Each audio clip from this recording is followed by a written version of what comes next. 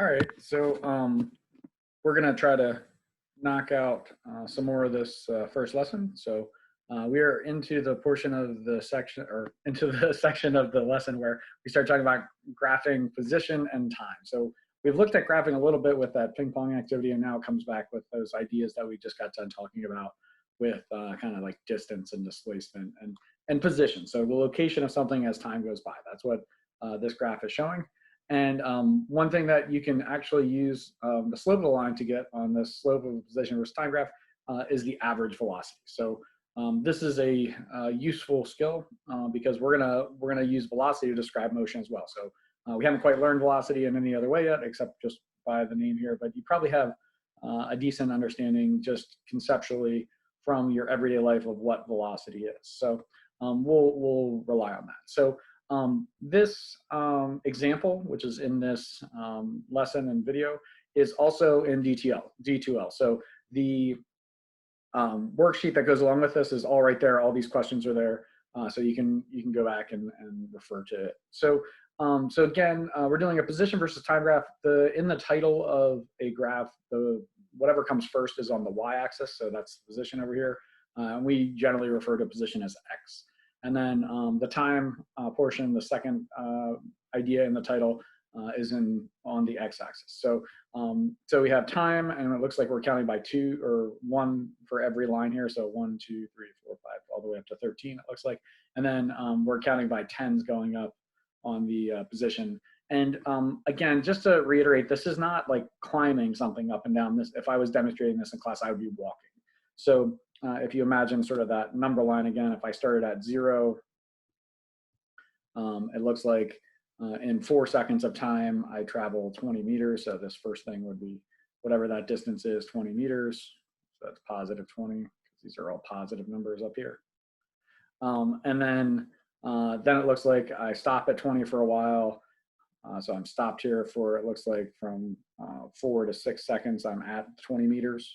And then it looks like I keep moving in that direction from 6 to 10, or 6 to, we'll just say it's 10. It's a little bit off.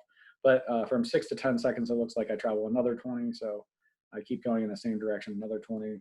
And now I'm at 40. So this is like step 1, step 3. I'll put this as a 2 where I'm stopped. So 1, kind of 2, kind of 3, matching up kind of the motion with this graph. And then finally, the last part where from 11, it looks like, or 10 to 12 seconds, excuse me, it starts going back this way, and it looks like it stops pretty close to 20. So we're back there at the end of the thing. So I'll call that 4, and that would be this portion of the graph. So it moved back towards 0, so that would be moving to the left. So one of the first things like we just did is just to kind of look at a graph and feel out what it means. So don't necessarily just start jumping in and trying to figure out numbers and all that. It's just kind of getting an impression if this represents a real thing and motion and the position or location of an object as time goes by, we can use that to kind of get a feel for what's going on. So we started at 0, or the origin, we moved to the right 20 meters. Then we stopped for a little bit in section 2. Section 3, we moved to the right another 20 meters and ended up 40 meters away from where we started. And then once we got to 40 meters, we immediately turned around and came back to the 20. So that's sort of our motion there. So I'm going to take you through kind of going through this graph and answering questions about what's going on. So let's go ahead and do that. So for the first question, it says, what is the object's, I should have an apostrophe there, what is the object's position at 2 seconds? So if I go to 2 seconds on the time, you just go up until you hit the line, and then you go over. So the answer to this would be 10 meters. And if you wanted to say positive 10 meters, that's actually a better answer because it's a positive location. This is 0. These are all positive numbers. If we went the other way, which is possible, you could have negative position because that just means you move to the left. Or you're in a leftward or negative location. So we could have negative numbers here, but we don't in this first graph because I don't want to confuse you too much. At 6 seconds, same kind of work. I circle the 6 and I go up until I hit the line, and then I just go over and it says, okay, I'm at 20 meters. So the first 2 answers are 10 meters and 20 meters. And again, it's a positive 20. So that's just the location. So if you have a certain point in time, you should be able to read a certain position off for the value. the second one, second question says, at what times or time is the object at 20 meters? So we actually have several times when it's at 20 meters, and that's allowed. Like you're allowed to be at the same place at different times. So like when I wake up in the morning, I'm in bed. When I go to sleep at night, I go back to bed. So I'm in that location at different moments in time. That's allowed. But you can't be in multiple locations at the same time. So like I couldn't be at 6 seconds. I couldn't be at 20 and 10 and 30 unless I was really big. So I'm kind of highlighting here. That's location equal to 20. And I would say this one is also a location equal to 20. So this is sort of the opposite work. So instead of finding the time and then going up to the line and then going across, we're starting at 20 and we're just going across until we hit all those times. So it looks like there's that period of time where I'm stopped at 20 and this one instant of time when it is also at 20 at the end. So for 20 meters, I would say that's equal to times from 4 to 6 seconds and 12 seconds. So those would be the answers for 20 meters. If I was asking for 30 meters, which is the next question, what times am I at 30 meters? So we're going to look at 30 for our part that I sort of did the highlighting on before. So if I highlight, there it is. If I highlight 30 here and I go over wherever it hits the line at 30, and then I move down. So it looks like at 8 seconds. And this one looks like it follows at 11. So I would say 8 and 11 are your best answers for this one. So 8 and 11 seconds. So again, I think most of those skills are very practical, and you guys have those kind of already in your repertoire. So you don't have to do a lot of thinking about it. It's just kind of doing what you did. So the next part, I'm going to erase the stuff that's on the graph, and we're going to start talking about when is the object moving in the positive direction. So let's establish what the positive direction is. So again, in our number line kind of scenario, we've established directions as positive and negative. For all your math classes you've ever done, when you've done graphing, you've had kind of the XY axis. So this is like positive Y is up, negative Y is down. Positive X is to the right, and negative X is to the left. So the positive direction, this is representing something moving in the X direction, so we're going across here. Positive direction would be to the right. So anytime we think it's going to the right, we would list that time period because it's asking for when.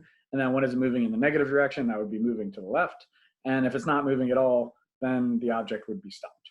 So we've already kind of drawn this picture out. Let me just start over again with the drawing. So we started at 0, and then we went to positive 20.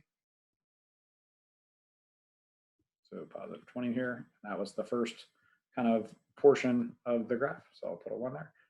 Then for portion 2, it looks like we're stopped. So I'm just going to draw a line here for portion 2 that we're stopped at. And again, I'm just using some colors to help make it stand out a little bit better. It's moving to the right again, and it moves another 20. So it goes to positive 40. And that's for section 3 of our graph that we've outlined already.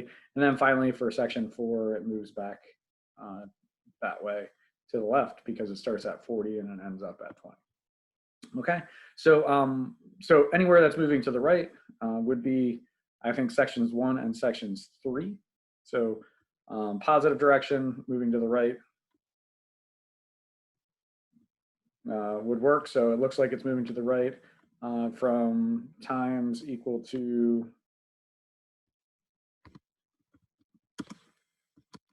0 to 4 seconds. That's the first time interval. And then from, it looks like 6 to 10 seconds or so. Again, the graph's a little bit off, but don't worry about it too much. It should end up at a whole number. You don't have to worry about like a fraction of a second or anything like that. Moving to the left would be the last section, which I didn't label up here, but it's section 4 here. So the line moves back down. That's moving to the left in our instance here. So left would be from that 10 seconds to 12 seconds. And then finally stopped is just section 2. So when it's stopped, that's 4 to 6 seconds. Okay. So so those are the answers to number 3 with the directions and what's going on there. So again, I don't think that's overly challenging, but you just have to think about kind of the motion and what this is showing you. And if you draw a little number line, I think that's a good way to kind of establish direction and whether it's moving positive or negative or stopped or however. Total distance traveled, total displacement, that's the next part. So total distance, again, just to review what we did for total distance in the previous video. Total distance is just equal to the distance in section 1 plus the distance in section 2 plus the distance in section 3 plus the distance in section 4. So however many sections you had, however many steps you take, you just add them all together. Again, you don't worry about whether you're going right or left or up or down. It's just kind of putting those values together. So if I was writing this out, D1, I think it's 20 because I go 20 here. Then it's nothing because I stopped. I stayed at 20. Then it's another 20 from 6 to 10 seconds. And then finally, there's another 20 from 10 to 12. So if I add up 20 plus 0 plus 20 plus 20, I get 60 meters total. That is the total distance. Displacement is different, okay? The displacement is, again, the change in position, and it includes direction. So whether it's going left, right, up, down, positive, negative. And again, the equation for displacement, and I'll try to get this written out the right way so I don't confuse anybody with my handwriting with a triangle. So it's change in x equals x final minus x initial. So the final position of this whole thing is at 20. And it's at a positive 20 because that's its location. So I end up at positive 20. And I'm going to subtract off the initial position, which was at 0, because that's where the line started at. So 20 minus 0 is a positive 20. So the answer to this, or what that means, it means it moved 20 meters to the right. So that's the overall displacement from where it starts to where it finishes. It's the total. It doesn't matter that it went 20 and then stopped and then another 20 went and then came back to 20. It just cares about from where it started to where it finished, okay? So those are just kind of reviewing distance and displacement. Again, big direction, or the direction is the main difference between those two elements, where distance, you're just adding stuff together, and displacement, it matters kind of the direction that you're headed. And then we want to find average velocity. So on the previous slide, we talked about average velocity. That is the slope of the line. So hopefully you guys feel comfortable finding slopes. I'm going to kind of look at the slopes for these different time periods. So 0 to 4, 4 to 6, 11 to 12. And again, it'll, I think, help you better understand what velocity is too. So let me get rid of that for a second. So again, the slope, or the formula for slope of a line is just the change in y over the change in x. So it's the rise over the run. That's the way that I express it. So rise divided by run. So you move up and then you move over. So I'm just measuring like how much it rises or falls as to how much it goes over. So looking at the slope of this first line, I could say that it goes up from 0 to 4 seconds. So wait, what? From 0 to 4 seconds, it goes from 0 to 20. So that's a positive 20 because it goes up 20. If it went down 20, we'd put a negative 20. So it goes up 20 meters. And I'm going to divide that by how much time goes by, which is the run, because run is measuring the x-axis here. And that's 4 seconds. So if I did positive 20 divided by 4, I have a positive 5 meters per second. And that is the correct answer for this first segment of time. And if it makes sense, right? So like if I start out at 0 and I go, in 1 second, I go 5 meters per second. So every second that goes by, I'm moving plus 5 meters. So I'm going to go from 0 to 5 to 10 to 20, and that's 4 seconds of time going by. So that's what we're talking about for that. From 4 to 6 seconds, that is the next section that we're going to look at. So this horizontal line. You might know the slope of a horizontal line. It should be 0, but you can always figure it out using the slope formula. So if it doesn't go up or down, there is no meters. It goes no meters. It's not going anywhere. So 0 meters. in, it looks like 2 seconds, because from 4 to 6 seconds is 2 seconds of duration. So 0 divided by 2, that's just 0. So it's 0 meters per second. If you're going 0 meters per second, that means you're stopped. And that is what we said happened at that point. So from 4 to 6 seconds, that's where the object stopped, and that makes sense. Our math follows that up. So again, velocity is sort of telling you how much you're being displaced in the amount of time that you have to move. So it's sort of the rate of displacement. We'll get into that definition in a little bit, but this should help you kind of understand it better when we get to that point. We'll keep going through this. So we got 6 to 10 seconds is the next section of time.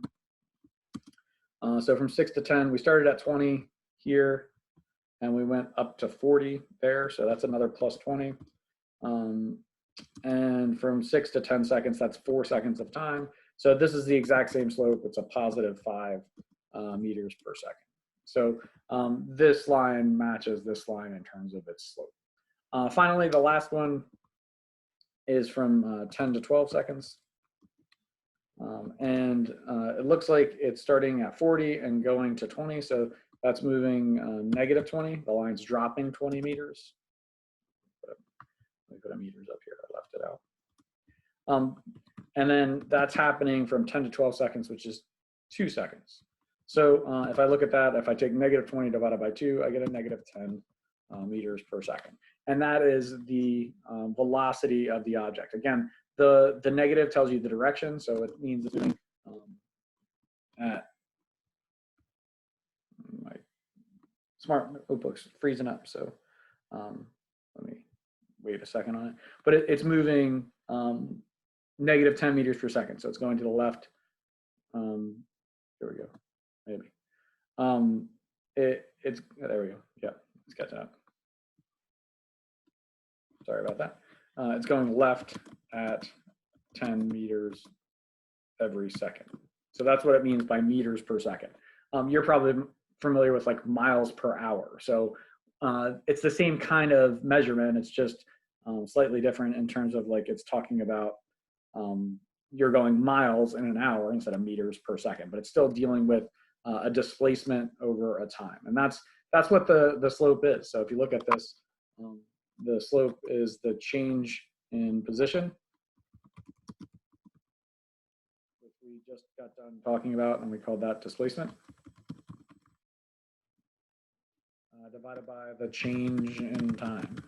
So if you take the change in position or the change in displacement, or I'm sorry, change in position, which is the displacement, divided by the change in time, you get the velocity.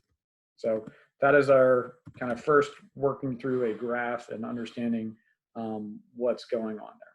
Now, I think that's all the questions I had, and yeah. So it's just, again, you're dividing the displacement by the time. Okay, so that's that graph, and let me jump ahead to speed and velocity. So the difference between this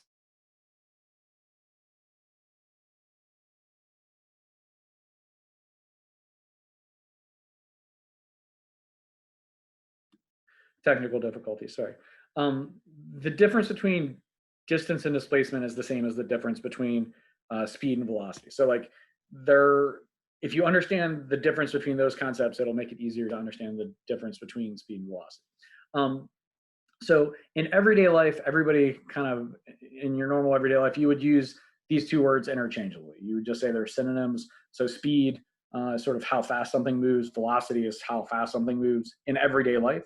In physics class, there is a different meaning for those. So speed is how fast something moves, or the rate at which distance is covered. So that's the key element here, that that speed uses distance. Okay, so distance is the point there. You're very familiar with speed, miles per hour, kilometers per hour. We're going to use meters per second here because that's the units that we use. All of these measurements involve distance and time.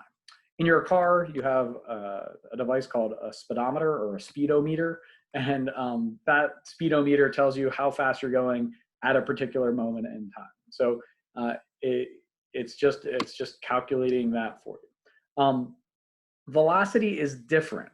Okay, so velocity tells you how quickly an object changes position. So that is the real difference between two. It's how quickly, so that's a time. So it tells you how much position you change with time, and change of position, again, is displacement. So that displacement idea is different than that distance idea. And that is really the big kind of distinguishing feature between those two. Again, velocity is a vector, so direction is important, okay? So some examples of velocities, meters per second, 10 meters per second north. You can read these, but it's the same kind of concept of you have something moving, there's a rate, and now you have this unit. So when you say the velocity, you're including a direction. It also could be, if you're saying up, you could say positive 30 meters per second. So like those, it doesn't have to be a formal direction or a word for it. It can be positive or negative, and that indicates an idea in our problem. Okay, so again, velocity is a vector. It's described by a measurement, a unit, and a direction.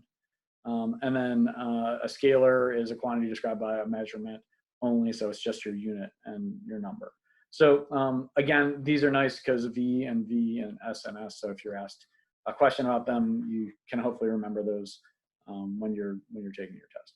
Okay, so let's go ahead and try to knock out this example, and I'll probably pause there, and then we'll do the last graph for the lesson, and we'll get into that. So this one reads, man walks in from his house to the store, to the post office, then back to the store. So same example, the entire trip takes a half an hour. So that's 0.5 is a half, so 0.5 hours. And we want to know the man's average speed and the average velocity for the entire trip. So if we calculate speed, it's the total distance divided by the total time. So the total distance, he goes house, store, post office, so that's 6, and then back to the store, so that's 12. So again, sorry, not 12, that's 9. So 3 to 6, and then back to the store, that's only 9. I wrote the wrong number. And you can't read it well anyway, but I'll try to fix it. So that's 9. And then we're going to divide by that time, so that's a half hour. So if you divide 9 by a half, if you put that in your calculator, that's 18. All right, so that's 18 kilometers per hour, which is faster than what a real person can do, but it's okay. We have a fast person. So total distance divided by a change in time, and that's what this is going to show here. Okay.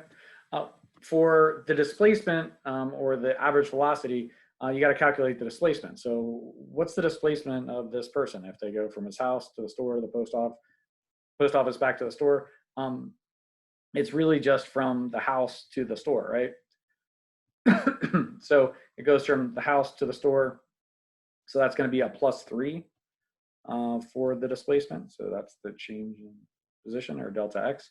And then we got to divide it by the time to get velocity. So if I do that, +3 divided by, and that would be meters, or I'm sorry, kilometers. Okay. Divided by 0.5. So again, if you divide by half, that's the same as multiplying by 2.